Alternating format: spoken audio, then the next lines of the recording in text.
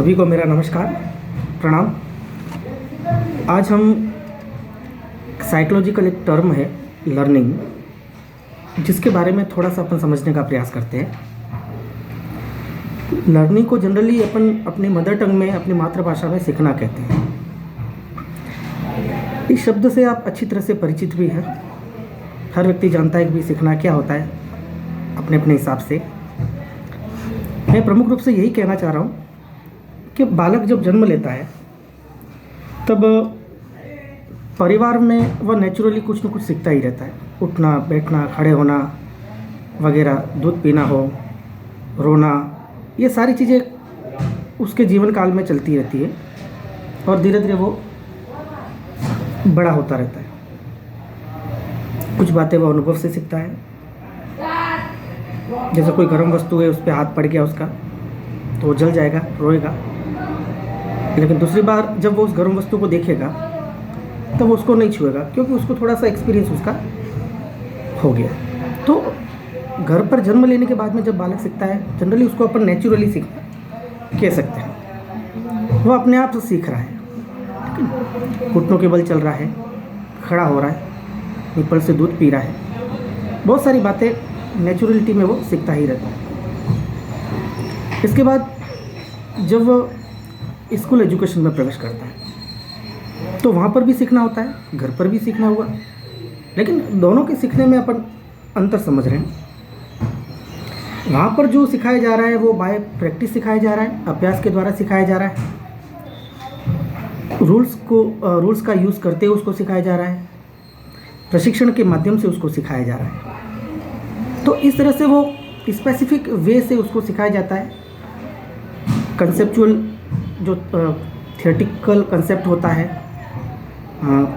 सिद्धांत होते हैं, प्रिंसिपल्स होते हैं, टीचिंग मैगजीम्स होती हैं, टीचिंग मेथड्स जो कि टीचर के द्वारा यूज़ किए जाते हैं। बहुत सारी साइकोलॉजिकल जो फैक्टर्स होते हैं उनको यूटिलाइज करते हुए बालक को बताया जाता है और बालक सीखता है। तो जनरली हमने देखा है कि एक तो नेचुरली सीखना हो रहा है और एक बाय प्रैक्टिस, बाय ट्रेनिंग बालक को सिखाया जा रहा है या उस कंसेप्ट को बताया जा रहा है।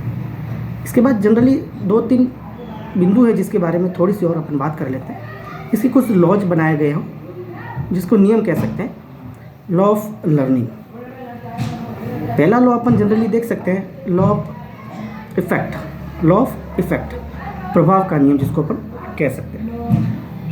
प्रभाव अर्थात सीखने के बाद में, अपने व्यवहार में परिवर्तन होने के बाद में या जानकारी प्राप्त करने के बाद में जब व्यक्ति को संतोष की प्राप्ति होती है, सेटिस्फेक्शन मिलता है, उसको अच्छा लगता है, उसको बढ़िया लगता है, मेंटली रिफ्रेशमेंट वो महसूस करता है, तो अपन इसको लॉ ऑफ इम्पैक्ट या लॉ ऑफ इफेक्ट कह सकते हैं कि इस लर्निंग का इफेक्ट इस तरह से उसके माइंड पे या इस तरह से उस पर पड़ा। दूसरी चीज़ जो है अपन देख सकते हैं, लॉ ऑफ रेडीनेस, तत्परता का नियम या तैयार होने का नियम। कहने का अर्थ क्या है, जब व्यक्ति मेंटली प्रिपेयर है कुछ सीखने के लिए, पढ़ने के लिए, तो वो उस बात को अच्छी तरह से सीख पाएगा, वो बात उसके दिमाग में अच्छे से बैठ जाएगी। अगर वो रेडी नहीं है, उसको पढ़ाया जा रहा है, तो उस बात को वो अच्छे से सीख नहीं पाएगा। एक क्लासरूम टीचिंग की अगर अपन बात करें, अगर बच्चा पढ़ने के लिए रेडी है, टीचर इज़ नॉट रेडी, अगर अध्यापक रेडी नहीं है, तो वो जो टीचिंग लर्निंग प्रोसेस है वो इंटरप्ट हो सकती है। इस सिचुएशन में दोनों जो फैक्टर हैं, दोनों जो बातें हैं या दोनों जो ह्यूमन रिसोर्स हैं, वो पढ़ने के लिए मेंटली प्रिपेयर होना ज़रूरी है। तो जो मेंटली प्रिपरेशन होती है तो उस कंसेप्ट को सीखने में आसानी होती है और अपने व्यवहार में एक पॉजिटिव डायरेक्शन में परिवर्तन हो सकता है। तीसरी बात अपन जनरली कर सकते हैं, लॉ ऑफ प्रैक्टिस या अभ्यास का नियम, जिसको अपन law of use and law of non use, उपयोग का और अनुपयोग का नियम। कहने का मतलब जो बात का उपयोग बार बार हमारे जीवन काल में या हम उसका यूटिलाइज करते रहते हैं, तो उस बात को अपन बहुत जल्दी सीख जाते हैं, याद रखना भी सीख जाते हैं। और जब उसका उपयोग होना बंद हो जाता है तो उस बात को अपन जनरली भूल भी जाते हैं। फॉर एग्जांपल, मोबाइल नंबर है, जैसे अपन बार बार उसका यूटिलाइज हो रहा है, उपयोग हो रहा है, तो उस नंबर को अपन अच्छे से याद कर पाते हैं। या बहुत सारी चीज़ें, कोई कंसेप्ट है उसको अपन जनरली बार बार रिवाइज कर रहे हैं, देख रहे हैं, तो वो अपने माइंड में सेट हो जाता है। अब धीरे धीरे जैसे जैसे कम होता जाता है तो वो रिड्यूस भी होता है। तो कहने का मतलब क्या है कि साइकिल चलाना जैसे अपन सीख रहे हैं, ठीक है ना। जैसे बार बार अपन प्रैक्टिस करते हैं तो उसको सीखना हो जाता है और अपन सीख भी जाते हैं। लेकिन जब वो चीज़ कम होती जाती है तो थोड़ी सी प्रॉब्लम अपने को आती है, उसको रिवाइज वापस करना पड़ता है अपने को, तब जाके उसको अपन वापस अच्छे से सीख पाते हैं। तो इस तरह से अपन ने 3 बातें देखी, law of impact, law of readiness and law of practice, ये एक्सरसाइज जिसको अपन कह सकते हैं। तो जनरली लर्निंग को इस तरह से अपन समझने का प्रयास, वाइड रेंज में तो ये बहुत बड़ी बातें भी इसके अंदर अपन देख सकते हैं, लेकिन माइक्रो लेवल पे जनरली लर्निंग को इस तरह से अपन ने देखने का प्रयास किया।